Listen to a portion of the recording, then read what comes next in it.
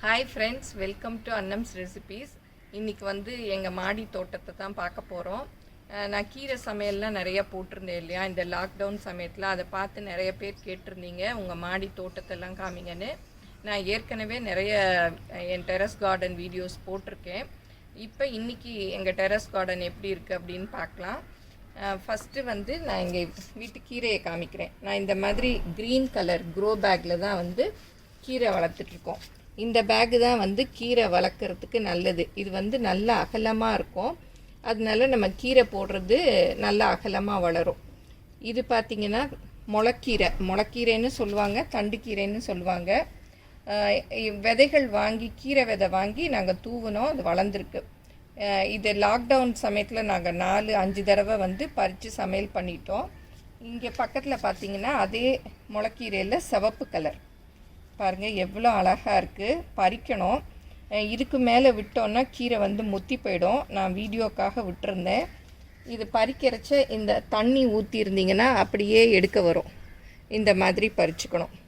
எல்லாருமே வந்து இதுக்கு பெரிய இடம்லாம் ஒன்றும் தேவையில்லை. ஒரு 4 பை இந்த மாதிரி க்ரீன் பை வாங்கினாலே போதும். நம்ம வந்து நமக்கு தேவையான கீரைகளை நம்மளே வளர்த்துக்கலாம். நான் இப்போ இந்த கீரையவே ஒரு 4-5 தடவை பறித்து சமைச்சிட்டேன். இது வந்து கொஞ்சம் நம்ம வந்து ஒரே தான் விதைய போடாமல் ஒரு வாரம் கேப் விட்டு போடணும். இந்த விதை வந்து இதுக்கப்புறம் போட்ட விதையினால பாருங்கள் இது கொஞ்சம் சின்னதாக இருக்குது. இதெல்லாம் பறித்து முடித்து சமைச்சு ஒரு வாரம் கழித்து இது பெருசாகும். அப்புறம் வந்து நம்ம இதை பறிச்சுக்கலாம். அப்புறம் இதெல்லாம் பார்த்திங்கன்னா டேபிள் ரோஸ் நான் ஏற்கனவே காமிச்சிருக்கேன். இதெல்லாம் டேபிள் ரோஸு. இதுக்கெல்லாம் என்ன உரம் போடுறீங்கன்னு கேட்டாங்களே, அந்த உரம் அந்த அங்கே இருக்கு பாரு, அதை காமி. எங்கே இருக்குது? அந்த இருக்கு பாரு. தலன்னு வளருதுன்னு கேட்குறாங்க. நிறைய பேர் கேட்டிருந்தீங்க கீரையெல்லாம் எப்படி நல்லா உங்கள் வீட்டில் தலன்னு வருதுன்னு. இதுக்கு நாங்கள் வந்து பஞ்சகாவியம் தான் போடுறோம். பஞ்சகாவியத்தை வந்து தண்ணியில் மிக்ஸ் பண்ணி போடுவீங்களா? ஆமாம். எவ்வளோ? 1 ml வந்து ஒரு 2 லிட்டர் தண்ணியில் மிக்ஸ் பண்ணி கீரைக்கு போட்டுறது. ஒரு எம்எல்ல வந்து 2 லிட்டர் தண்ணியில் மிக்ஸ் பண்ணிவிட்டு கீரைக்கு அப்படியே ஸ்ப்ரே பண்ணி விடுவாங்களாம். பாருங்கள் கீரையெல்லாம் வந்து நல்லா முளைச்சிருக்கு. நல்ல செழிப்பு. விலை வந்து 150 rupees. இது 1 லிட்டரு 150 ரூபா. 1 லிட்டரு 150 ரூபா. நீங்கள் எல்லா ஆர்கானிக் கடைகளில் கேட்டாலுமே கிடைக்கும். வேணால் பார்த்துக்கங்க. Akshaya Panchagavya fertiliser and plant stimulator 100% நேச்சுரல்னு போட்டிருக்கு. ஆர்கானிக் அப்படியே வை.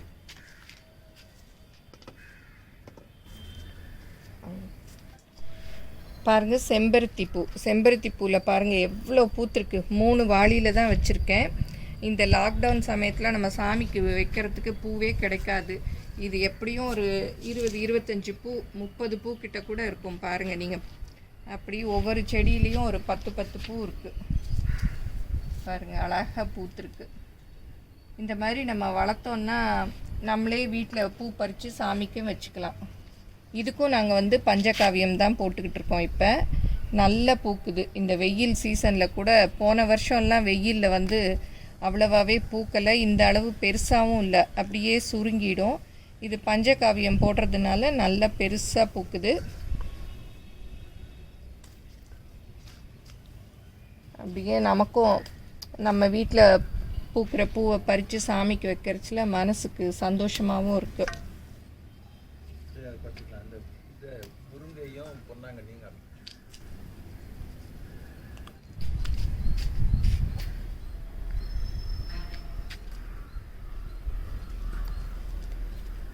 நான் இந்த செம்பருத்தி பூ வச்சு டீ போடுறது கூட காமிச்சிருக்கேன். நான் வந்து இங்கே பூக்கிறதுனால இதுலேருந்தே நான் எடுத்து டீ போட்டுக்குவேன். இந்த செம்பருத்தி தான் வந்து உடம்புக்கு ரொம்ப நல்லது, ஹார்ட்டுக்கு. பாருங்கள் எவ்வளோ பெருசாக பூத்துருக்கு.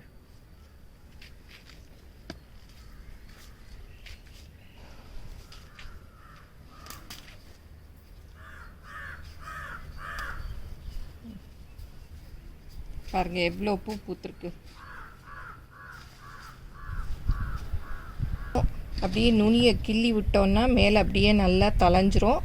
நம்ம பறித்து இதை வந்து வச்சுக்கலாம். மருதாணி வீட்டில் வச்சுக்கிட்டா ரொம்ப நல்லது.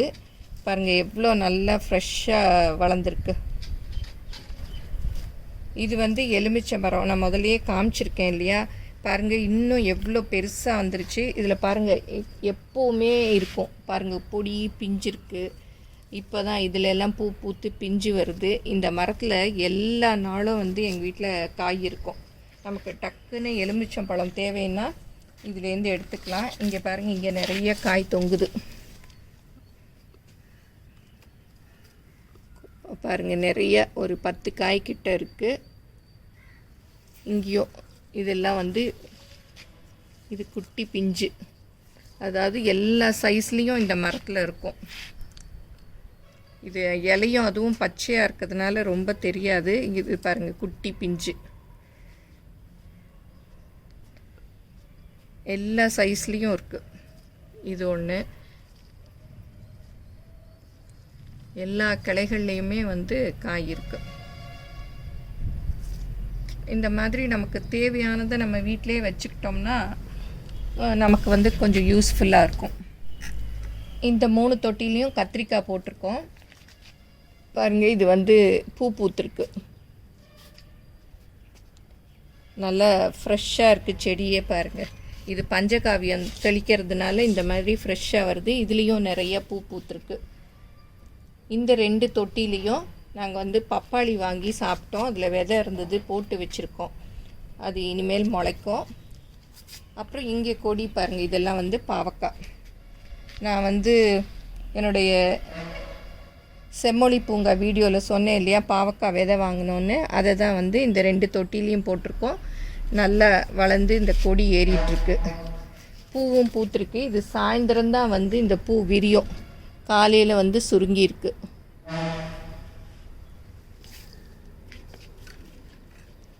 அப்புறம் நான் இந்த ராகி ரோட்டியில் முருங்கை இலை எல்லாம் போட்டிருந்தேன் இல்லையா, முருங்கைக்கீரை சூப்பு, அதுலெல்லாம் இதுதான் அந்த முருங்கை மரம் பாருங்கள். 3 விதை தான் வச்சோம். 3 விதையுமே முளைச்சிருச்சு. நான் பறிச்சிட்டும் பாருங்கள், திருப்பியும் தளைஞ்சிருச்சு. இது வந்து செடி முருங்கை.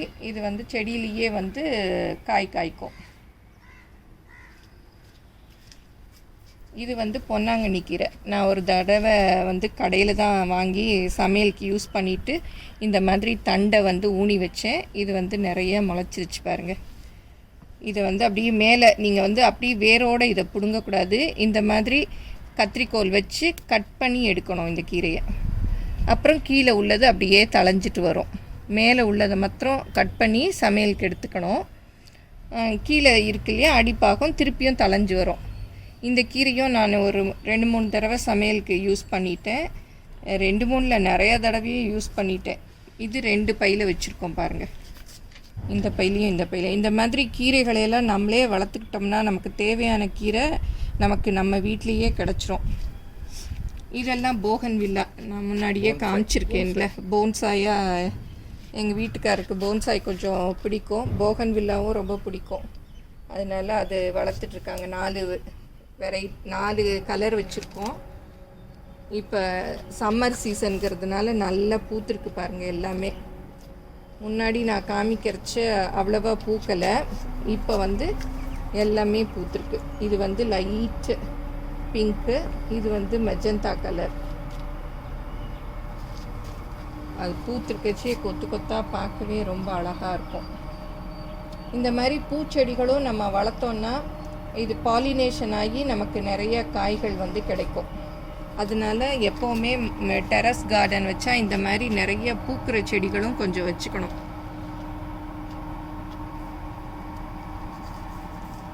அப்புறம் இந்த பக்கம்லாம் வந்து கொத்தவரங்காய் போட்டிருக்கோம். இப்போ தான் வந்து பூ பூத்துருக்கு பாருங்கள். வைலட் கலராக அழகாக இருக்குது பாருங்கள் பூ. நம்ம ஆர்கிட் ஃப்ளவர் மாதிரியே இருக்குது. இப்போ தான் பூ வந்துட்டுருக்கு. இது ஏதோ சிறுக்கீரை மாதிரி முளைச்சிருக்கு. விதை போட்டோம். இப்போ ஒரே ஒரு செடி மாத்திரம் பெருசாக வந்திருக்கு. அதில் அந்த 2 பேக்லேயும் கொத்தவரங்காய் போட்டிருக்கோம். இதுலேயும் வந்து கீரை விதை போட்டிருக்கோம். இப்போ தான் பாருங்கள் முளைச்சிருக்கு. இன்னும் கொஞ்ச நாளில் வரும். அந்த கீரையெல்லாம் முடிஞ்சதும் இது வளர்ந்து வரும். இதில் வந்து மிளகா விதை போட்டிருக்கோம். இப்போ தான் குட்டி குட்டியாக கன்று வருது. இப்போ லாக்டவுன் சமயத்தில் கொஞ்சம் டைம் இருக்கிறதுனால இதெல்லாம் செய்யறதுக்கு நேரம் கிடைக்குது. அப்புறம் இது பார்த்திங்கன்னா சித்தரத்தை, நம்ம சளி இருமலுக்கெல்லாம் ரொம்ப நல்லது இல்லையா, அந்த செடி. இது சின்ன தொட்டியில் தான் வச்சுருக்கோம் பாருங்கள், நல்லா வளர்ந்துருக்கு. அப்புறம் இது வெத்தலை தான் வந்து வெயிலுக்கு போயிடுச்சு, அதனால் கொஞ்சம் பார்த்து சேஃபாக வளர்த்துக்கிட்டு இருக்கோம். அப்புறம் இது நார்த்த மரம், நார்த்தங்காய், நம்ம ஊறுகாய் போடுவோம் இல்லையா. நான் ஒரு தடவை ஊறுகாய் போட்டுட்டு அந்த விதையை தான் போட்டேன், முளைச்சிது, நிறைய கன்று முளைச்சிது. ஃப்ரெண்ட்ஸ்க்கெல்லாம் கூட நிறைய கொடுத்துட்டு மீதி 2 இது இருக்குது நார்த்த மரம். இப்போ தான் கொஞ்சம் தளைஞ்சிட்ருக்கு, நடுவில் ஒரு மாதிரி இருந்தது, இப்போ கொஞ்சம் நல்லா வருது. இது வந்து ரணக்கல்லி, நம்ம கிட்னி ஸ்டோனுக்கெல்லாம் சாப்பிட்லான்னு சொல்லுவாங்க இல்லையா, அது. அப்புறம் அங்கே பார்த்திங்கன்னா புதினா, அதுவும் வாங்கி சமையல் பண்ணிவிட்டு ஊனி வச்சுருக்கோம். அதுவும் பாருங்கள் நல்லா தளைஞ்சிட்டு வருது. புதினாவை வந்து ஃபுல்லும் வெயிலில் வச்சிடாதீங்க, கொஞ்சம் நிழலாக இருக்கிற இடத்துல தான் நல்லா வருது. இதுவும் சித்தரத்தை தான், இன்னொரு தொட்டியில் இருக்குது. அங்கே கீழே பார்த்திங்கன்னா வல்லாரை, இதுவும் வந்து நிழலில் தான் நல்லா வரும், அதனால கொஞ்சம் இந்த இதுக்கு கீழே ஷேடாக இருக்கும்னு சொல்லிட்டு அங்கே வச்சுருக்கோம். வல்லாரை நம்ம ஞாபக சக்திக்கு நல்லது இல்லையா, அந்த வல்லாரை தான் இது. அப்புறம் இது லெமன் கிராஸ், இதுவும் வந்து இருமல் சளி இதுக்கெல்லாம் நல்லது, டீ போட்டு குடிக்கலாம். பக்கத்தில் இது வந்து முடக்கத்தான், இதுவும் வந்து கொஞ்சம் அந்த வெயிலுக்கு எல்லா செடியுமே கொஞ்சம் இதுவாக இருக்குது. கொஞ்சம் இப்போ தான் 2 மழை விழுகவும் கொஞ்சம் நல்லா இருக்குது. இது வந்து வெட்டி வேர், இப்போ தான் வச்சுருக்கோம், நல்லா வளர்ந்துட்டு வருது. இது பக்கத்தில் வந்து கற்பூரவல்லி, எல்லாருக்குமே தெரியும் இல்லையா. இது வந்து நிறைய இப்போ நாங்களே பறித்து இதில் கொஞ்சம் டீ போட்டு குடிச்சிட்டோம், அதனால கொஞ்சம் தான் இருக்குது. இது வந்து திருநீற்று பச்சை, இதுலேயும் ஏதோ ஒரு மாதிரி இருக்குது. இந்த வெயிலுக்கே செடிகள் எல்லாம் கொஞ்சம் இதுவாக இருக்குது, கொஞ்சம் ட்ரிம் பண்ணி விடணும். இது இந்த விதைகளையெல்லாம் கட் பண்ணி விட்டோம்னா இதுவும் நல்லா தளைஞ்சு வந்துடும். அப்புறம் இதெல்லாம் நாங்கள் வச்சுருக்க ஆர்னமெண்டல் பிளான்ட்ஸு அழகுக்கு. இது சோத்து கத்தாழை, அது இதுதான் ஆலுவீரா. நிறையா வச்சுருந்தோம், அதை பிரித்து சின்ன செடிகளை மாத்திரம் எடுத்து இந்த சின்ன தொட்டியில் வச்சுருக்கோம். அது கொஞ்சம் வெயிலுக்கு ஒரு மாதிரி இருக்குது, இன்னும் கொஞ்சம் நாளில் நல்லா வந்துடும். இது மணி பிளான்ட்டில் ஒரு வெரைட்டி பாருங்கள், டபுள் கலராக இருக்குது, ஒயிட்டும் க்ரீனும் கலந்தது, அழகாக வளர்ந்துருக்கு.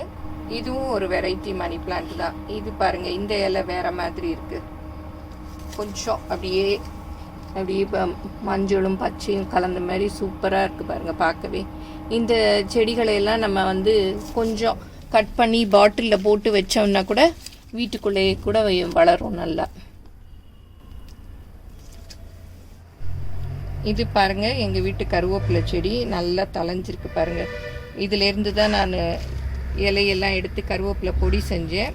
இது வந்து என்ன பண்ணுன்னா நல்லா தளைஞ்சி, இப்போ இதை இந்த கருவேப்பிலையெல்லாம் பறிச்சிடணும், பறிச்சாதான் இன்னும் அடுத்து வரும், இல்லாட்டா இதெல்லாம் முத்தி போயிடும். பாருங்கள் எவ்வளோ நல்லா இருக்குது. நான் சின்ன செடியாக இது வாங்கிட்டு வந்ததும் ஒரு வீடியோவில் காமிச்சிருக்கேன், இப்போ நல்லா பெருசாக வந்துருச்சு பாருங்கள். இந்த மாதிரி தொட்டிகளில் நமக்கு தேவையானதை வச்சுக்கிட்டோம்னா நமக்கு வேணுங்கிறத நம்மளே எடுத்துக்கலாம். இது வெள்ளை மிளகா, காய்ச்சி முடிஞ்சு ஒரு மாதிரி ஆயிடுச்சு, 2 பழம் மாத்திரம் இருக்குது பாருங்கள். நான் விதைக்காக விட்டு வச்சுருக்கேன். அதிலே இன்னொரு செடி தான் இந்த வெயிலில் வந்து காஞ்சி போயிடுச்சு. அந்த வெயில் ரொம்ப அடித்தாலே செடிகள் வந்து நிறைய இதுவாகிடும், அதனால கொஞ்சம் நிழலில் தான் வைக்கணும் வெயில் காலத்தில். இது வந்து இன்னொரு எலுமிச்சை மரம், அது வந்து ஒரு குட்டை வெரைட்டி. இது வந்து அப்படியே உயரமாக போகிறது. இதில் பாருங்கள், இங்கே ஒரு காய் இருக்குது, 2 காய் இருக்குது, இங்கே ஒரு காய் இருக்குது, இங்கே ஒரு காய் இருக்குது, இங்கே ஒரு காய் இருக்குது. அது வேறு வெரைட்டி, இது வேறு வெரைட்டி. சரி, 2 வெரைட்டி, இந்த ஒரு வெரைட்டி இருக்கட்டும்ன்ட்டு இது வாங்கினோம். இது தெரியும் இல்லையா, அரநெல்லிக்காய் மரம். இது இப்போ தான் பூத்துருக்கு, ஒரு இந்த வருஷம் என்னவோ 2-3 காய் தான் வந்தது. அப்படி இங்கே தான் காய்க்கும் அரநெல்லிக்காய், காய்ச்சா இந்த தண்டில் தான். இன்றைக்கி எங்கள் வீட்டு மாடி தோட்டத்தில் என்னென்ன கீரை காய்கள் மூலிகை செடிகள்லாம் வளர்க்குறோம் அப்படிங்கிறதெல்லாம் பார்த்தீங்க. இதெல்லாம் எப்படி இருந்ததுன்னு உங்கள் கமெண்ட்ஸை எங்களோட ஷேர் பண்ணுங்கள். தேங்க்யூ.